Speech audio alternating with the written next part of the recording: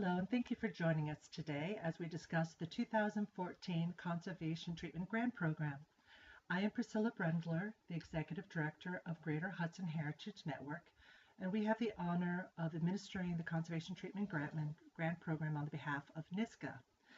The Conservation Treatment Grant Program provides support for treatment procedures by professional conservators to aid in the stabilization and preserving objects and collections of museums, historical societies, cultural organizations throughout New York State.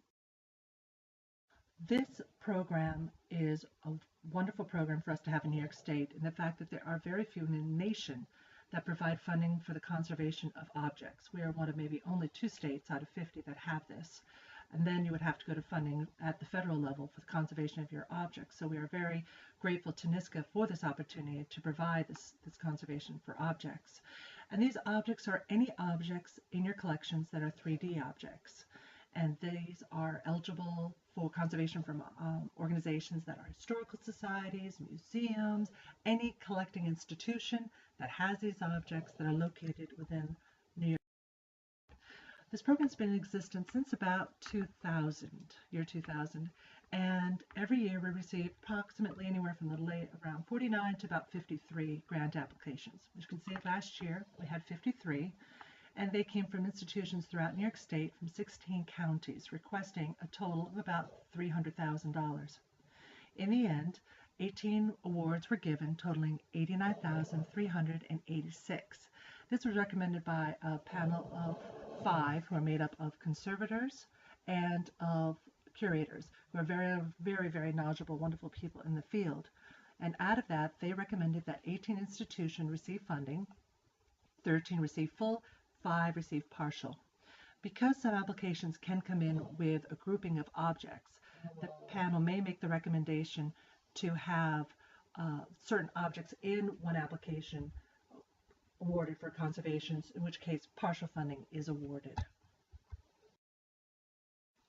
The applications that we receive are coming from a very wide range of organizations. Some have operating budgets in just a couple of $1,000s. Others go up to about $17.5 million. So it's a wide range of organizations asking for conservation treatment. So none of the organizations who receive funding are based on the organization itself. The grant award is only based on the strength of the significance of the object to its mission and to the interpretation of the organization and to the degree of need for conservation. This year, for 2014, we have $89,386 available for funding. The support, you can ask up to $7,500, and as we mentioned, these are for 3D objects. These can be paintings, textiles, furniture, frames, etc. We'll talk a little bit about this as we go forward. The funding will cost for the conservation of the object, but also for the treatment for its supports, frames, and stands.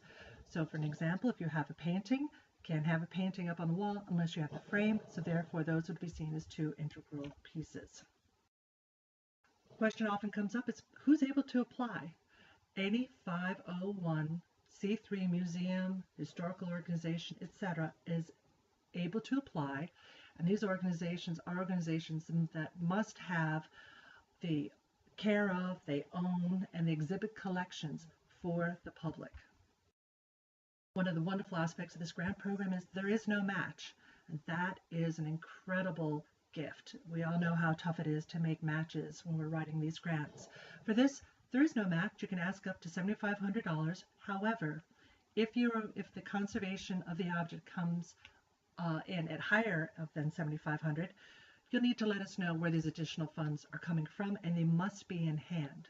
So if you're coming in for an $8,000 request, we need to know where you're going to have the additional $500. It must be in your hand, gifted by someone else, another benefactor, or actually out of your own cash reserves.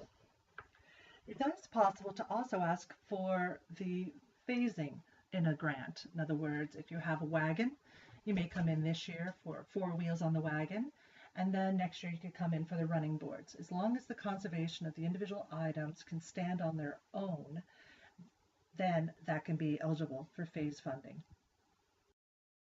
through some images and just give you a little bit of idea of the types of funding that has been awarded in the past and supported. As you can see, paintings and frames are a popular one.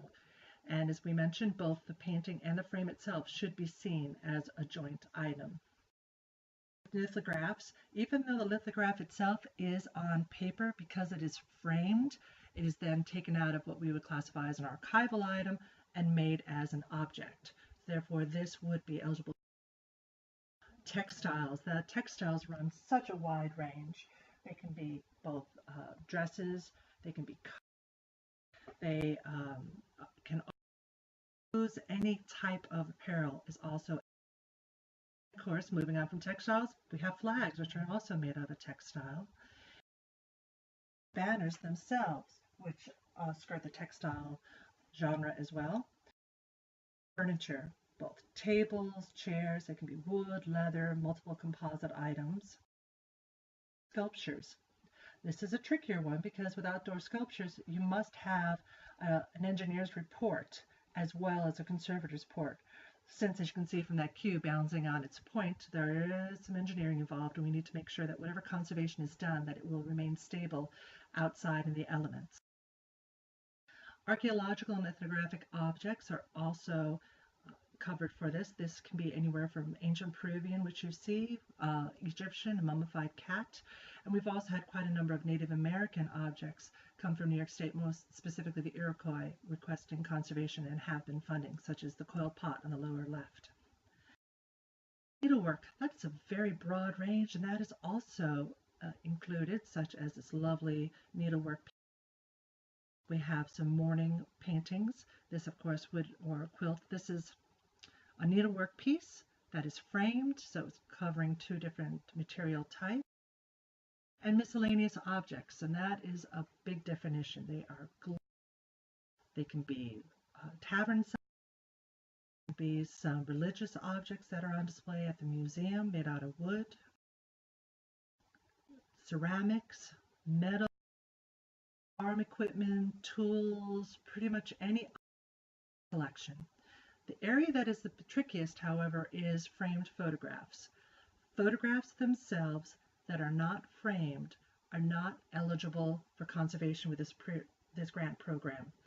In that case, if you have photographs in your collection that are in your stacks, in your archives, they are in folders, that would be seen as archival, not as an object, and that is not eligible for this program. However, if your photographs are framed or mounted and on display, as you see here, then they are considered as a 3D exhibited object.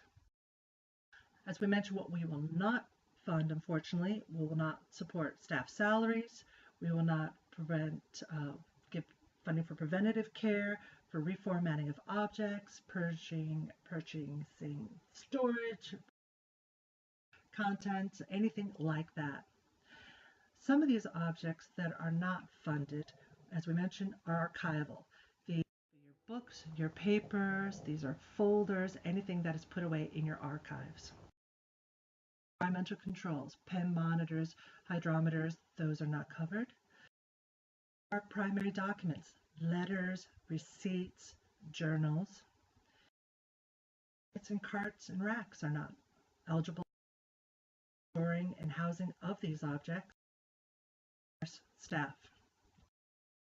The application for the 2014 is available on our website. You'll see this is a writable application, and you must use the application form that is provided along with the budget form. All the application pieces that you need are available on our website, which I'll provide of the little webinar. We're going to play just a momentary game of Is It Fundable? I have a hand-painted work on paper. This is called a ketubah, and this is actually a marriage license. It is on paper and it's hand-painted. Even though it's on paper, because it is hand-painted, we view this as a piece of art, not as an archival item, so therefore this would be eligible for funding. Those photographs that you can see here are all curled up like little taquitos, and they are unrolled to the right. Because those are not framed, those would be viewed as archival and not fundable. Maps. We all love the Sanborn maps, the plat maps, etc. Typically, those would be in a book, and of course, as we know, books are not eligible. But in the case of these large maps as well, it's printed in ink. And again, it is seen as archival, not as an object. Books. We all love scrapbooks. They are fabulous pieces of history. They're also a very difficult item to conserve because you have multiple material types. We see shells, hair on the upper right-hand side. We have printed ticket stubs. Usually there's newspaper, which is highly acidic and very unstable. There can be leather bound.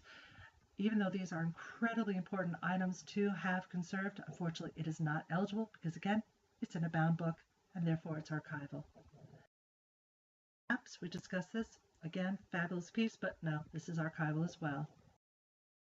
Tickets, little cards. These could be playing cards, any little ephemera you can think of, again, archival. In order to find a conservator, and we are very lucky in New York State to have a wide range of extremely skilled conservators that we can avail ourselves to, you would need to go to the American Institute for Conservation of Historic and Artistic Works, known as the AIC. Their website is listed on this page. When you go to their website, they have a tab which is to find a conservator. It's a wonderful search engine. All you have to do is click on it, put in your zip code, how far afield you want to go, 50 miles, 100 miles, 200 miles, and put down the type of conservation specialist you're looking for, and it will generate a list of conservators for you to review. We cannot recommend a conservator for you, so this is why we are directing you to the AIC for their services. And when in doubt, give them a call. They're a fantastic group of people who'd be able to help you out. The guidelines for the 2014 Conservation Treatment Grant Program and the application is available online on the Greater Hudson website. Easiest way to find it is you can also just Google Greater Hudson Heritage Network and Conservation Treatment, and it should pop right up for you. The deadline for the grant application is June 2nd. It must be postmarked by 5 o'clock on June 2nd. It does not actually have to be in our office, but again, postmarked by that time and date. We'd like to again thank the New York State Council on the Arts for their wonderful support and funding for the Conservation Treatment Program for the 14th year in a row. Thanks to their dedication to the historical organizations throughout New York State, they're able to provide this important funding for the objects in our collections. So we wish you all the best of luck with your program. If you have questions at all with your application, please reach out to me, Priscilla Brendler. My phone number is listed. And you can also email me at director@greaterhudson.org.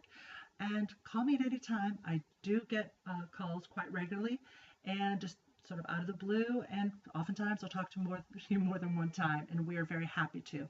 Because from my mind, I would rather you call me if you have a question than put so much time and effort into an application to find out that it just doesn't quite fit the guidelines. So when in doubt, give me a quick call. So thank you so much for joining us for today's quick webinar on the Conservation Treatment Program. We look forward to receiving your grant application, and we wish you all the best of luck.